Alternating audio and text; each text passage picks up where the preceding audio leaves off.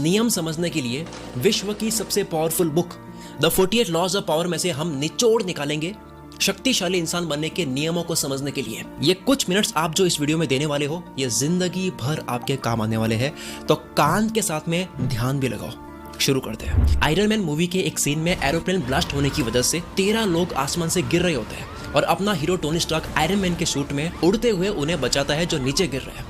तो जब वो 2 लोगों को बचा लेता है यानी कि पकड़ लेता है उन्हें, उसके बाद में टोनी स्टार्क बोलते हैं अब केवल 11 और बचे हैं। सिर्फ 11 और? सिर्फ 2 बचाने के बाद एटीट्यूड बोलता है कि 11 और बचे हैं, जैसे मानो 11 बचा करके बोल रहे हो कि 2 ही बचे हैं। Positive attitude. दूसरे सीन में एक एआई रोबोट होता है जिसका नाम होता है जारवेस, और जारवेस को काम दिया जाता है एक हथियार को समझने का। टोनी स्टार्क रोबोट से बात करते हैं, कहते हैं कि क्या स्टेटस है, कितना समझ पाए हो। तो रोबोट रिप्लाई में कहता है इसके कुछ हिस्से मुझे समझ में नहीं आ रहे हैं। तो टोनी सर वहां पर नाराज ना होकर कहते हैं यानी कि कुछ समझ में आ रहे हैं। इसे बोलते हैं पॉजिटिव साइड को देखना, समझदारी से चीजों को देखना। एक बार टोनी स्टार्क को आयरन मैन के सूट को लेकर के कोई बोलती है कि तुम्हारा ये भद्दा धातु का सूट भंगार में बिकेगा, तो टोनी स्टार्क ने फट से जवाब दिया हाँ यही तो मेरा प्लान है। दूसरा होता तो लड़ता चिढ़ता या बहस करता। इसे बोलते हैं समझदारी से खेलना। अगर आपने शाहरुख खान के इंटरव्यूज देखे हो तो आपको पता होगा, यूट्यूब पर अगर आप शाहरुख खान की ठग लाइफ को सर्च करोगे आपको मिलेगा कि वो कितनी चालाकी से उसी वक्त बिना रुके उल्टे सवाल करने वाले को ऐसा जवाब देता है कि सामने वाले की बोलती बंद हो जाती है।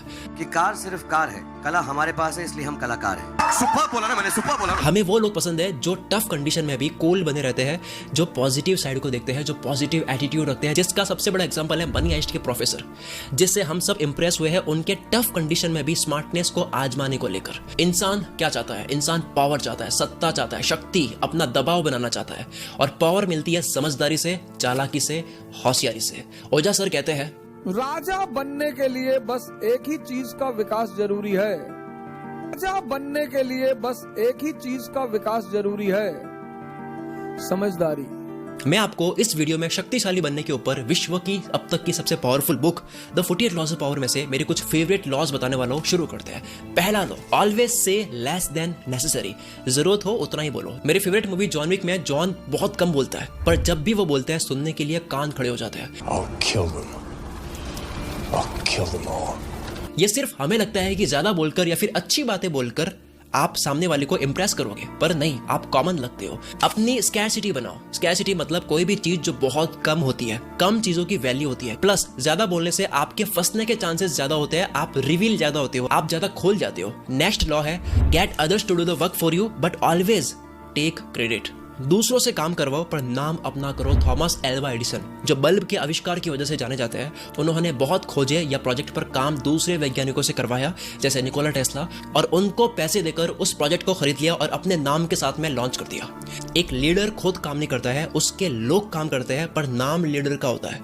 कई फेमस लोग, सेलिब्रिटीज, बिजी होने की वजह से वो अपनी किताब नहीं लिख पाते हैं, किसी से लिखवा करके वो पब्लिश करते हैं। क्रेडिट ले जाता है वो फेमस इंसान, वो सेलिब्रिटी जिसने लिखी नहीं थी, और लिखने वाले को सिर्फ एक बार पेमेंट मिलती है। इसे बोलते हैं घोस्ट राइटिंग। स्टीव जॉब्स ने खुद ने कोडिंग नहीं करी, खुद ने प्रोग्राम्स नहीं बनाए, खुद ने कंप्यूटर नहीं बनाया, फोन नहीं बनाया, पर एप्पल का नाम सुनते ही किसका नाम याद आता है? अगला लो है win through your actions never through your argument. बातों से मत जीतो, साबित करके, कुछ करके जीतो। एक समझदार इंसान जब बेवकूफ इंसान से बहस करता है, तब बहस शुरू होते ही वहां अब 2 बेवकूफ हो चुके हैं। बहस मत करो, साबित करो। 3 इडियट मूवी में आपने देखा होगा कि आमिर खान करीना को बोलकर नहीं समझाता है कि तुम्हारी शादी एक गधे से हो रही है, बल्कि एक्शन से समझाता है। जैसे वॉच गुम होने का नाटक करवा दिया ताकि उसका रिएक्शन दिख जाए। What? You lost the watch? अरे कोई नहीं यार, नहीं लेना। अरे चालाकी थी। शूज पर चटनी गिराई ताकि वो अमीरी दिखाए, प्राइस दिखा करके कितने के जूते थे। अरे $300 के शूज है। ये दुनिया बातों से नहीं मानती है, डेमो से मानती है। डेमो देना होता है। सर क्रिस्टोफर रेन इंग्लैंड के बहुत बड़े आर्किटेक्ट लंदन के टाउन हॉल के प्रोजेक्ट पर काम करते हैं, और जब वो बना करके पूरा तैयार कर देते हैं, उसके बाद में सिटी मेयर को दिक्कत होती है कि इस बिल्डिंग में यार पिलर्स नहीं है, जिसकी वजह से शायद ये नीचे गिर सकती है। आर्किटेक्ट के अकॉर्डिंग उस बिल्डिंग में पिलर्स की जरूरत नहीं थी, फिर भी उस समझदार आर्किटेक्ट ने बिना बहस करे पिलर्स बना दिए सिटी मेयर्स के कहने पर।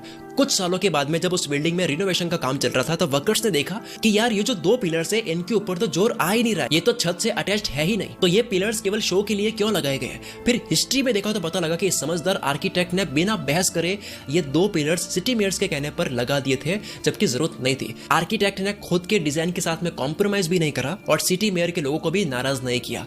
आप एक्शन से जीतो, शब्दों से नहीं। चालाकी का अगला नियम है learn to keep people dependent on you लोगों को पूरी तरह से आप अपने ऊपर निर्भर कर दो। आप किसी के कितने ही काम आ जाओ, जब आपकी जरूरत खत्म हो जाती है उसके बाद में लोग बाप बनने लग जाते हैं या भूल जाते हैं आपको। ऐसे में हमेशा कोई एक चीज ऐसी रखो जो सिर्फ आपके द्वारा ही हो सकती है, या फ्यूचर में कोई एक चीज ऐसी हो जो सामने वाले के लिए सिर्फ आप ही कर सकते हो। वो कभी भी आपके ऊपर हावी नहीं होगा, जिसे बोलते हैं हाथी के दांत दिखाना। एक बारी ज्योतिष ने राजा को कहा कि 8 दिन बाद में रानी मर जाएगी, और वाकई में उसी वक्त यानी कि 8 दिन बाद रानी मर गई। राजा को शक हुआ कि इसने अपनी भविष्यवाणी को सही करने के लिए मारा तो नहीं है कहीं। राजा ज्योतिष से डरने लग जाता है कि ये एक दिन मेरे ऊपर हावी न हो जाए, इसलिए राजा ज्योतिष को मारने ही वाला होता है।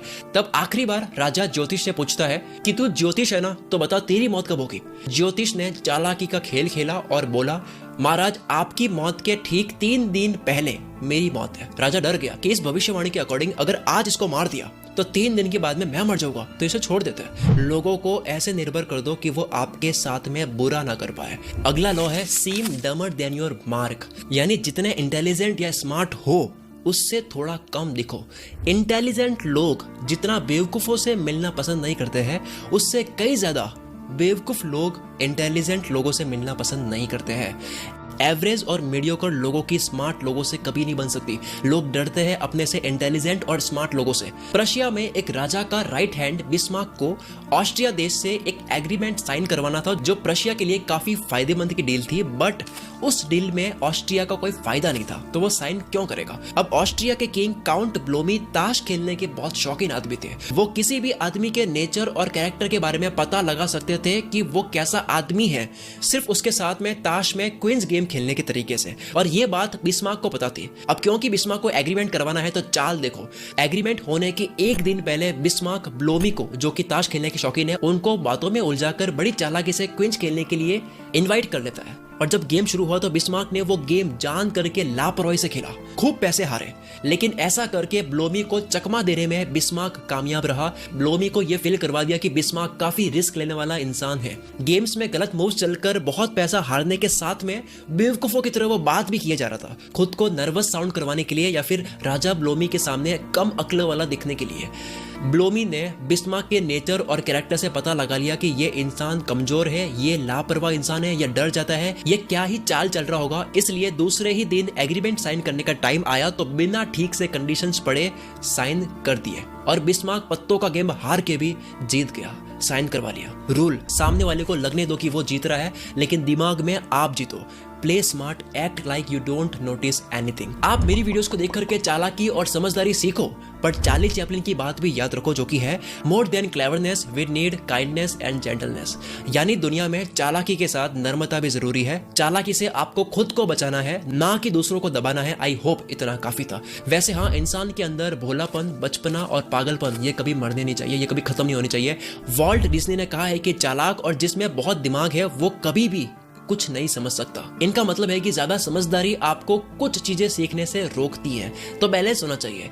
इस वीडियो में एक कमेंट करके जरूर जाना अगर आपने इस वीडियो को पूरी देखी है। अगर तारीफ क्या कर रही है समझ नहीं आ रहा है तो केवल ये लिख दो यार कि मैंने वीडियो को पूरी देख ली है, वो मेरे लिए मोटिवेशन होगा। मिलते हैं अगले संडे शाम 5 बजे।